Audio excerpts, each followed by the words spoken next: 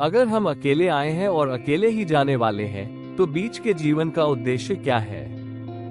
भगवद गीता में भगवान श्री कृष्ण ने कहा है, सुख दुखे समे कृत्वा लाभालाभो जयाजयो ततो युधाय युज्यस्व नैवम पापवाप्स्यसि। मतलब सुख दुख, लाभ हानि, जय पराजय, इन सबको समान भाव से स्वीकार कर अपने कर्म में लगे रहो।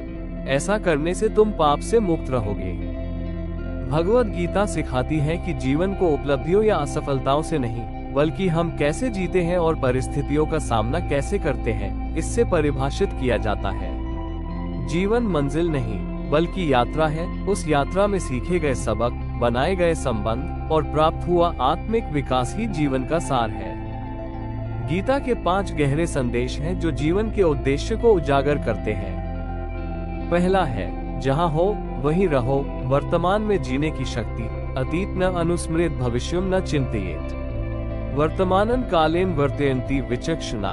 मतलब अतीत को याद मत करो, भविष्य की चिंता मत करो। बुद्धिमान व्यक्ति वर्तमान में जीते हैं। गीता सिखाती है कि वर्तमान में जीना मतलब अतीत को भूलना या भविष्य से भागना नहीं है, बल्कि उन पर नियंत्रण छोड़ देना है। जब हम पूरी तरह वर्तमान में होते हैं, तब स्पष्टता, जागरूकता और सच्चा आनंद मिलता है। दूसरा है, संबंधों में जुड़ाव पर आसक्ति नहीं। ममत्व रहितो नित्यम संतुष्ट स्थेयेन केनचित्। अनिकेतः स्थिरम तिर्भक्तिमान में प्रियो नरः। मतलब जो व्यक्ति ममता से मुक्त है, जो कुछ भी मिलता है उसमें संतुष्ट है, जिसका मन स्थिर है और जो भक्तिभाव से पूर्ण है, वो मुझे प्रिय है। गीता कहती है, प्रेम में स्वतंत्रता होनी चाहिए, अधिकार नहीं। जब प्रेम अपेक्षाओं से बंध जाता है, तब दुख जन्म लेता है। सच्चा प्रेम वो है जो बिना नियंत्रण और स्वार्थ के दिया जाए।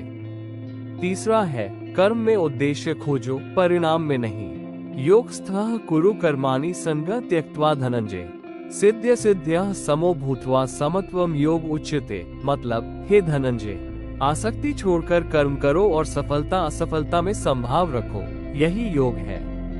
गीता कहती है, हम अक्सर अपनी पहचान सफलता से जोड़ लेते हैं। जब सफल होते हैं तो गर्व होता है, असफल होते हैं तो हीन भावना। पर जब हम परिणाम से मुक्त होकर केवल कर्म पर ध्यान देते हैं, तब आंतरिक स्वतंत्रता प्राप्त होती है। चौथा है, दुख को विकास का हिस्सा मानो। सुख दुखे समे कृत्वा लाभालाभो जयाजयो। जीवन का उद्देश्य संघर्ष से बचना नहीं, बल्कि उससे सीखना है। गीता सिखाती है कि दुख कोई दंड नहीं, बल्कि शिक्षक है। जब हम पीड़ा का विरोध नहीं करते, बल्कि उसे स्वीकार करते हैं, तो वही हमें मजबूत बनाती है। सच्ची दृढ़ता दर्द से भागने में नहीं, बल्कि उसके बीच स्थिर रहने में है। पांचवा है, मृत्यु को अंत नहीं, परिवर्तन समझो। वासासी जीर्णानि यथा विहाय नवानि गृह्णाति।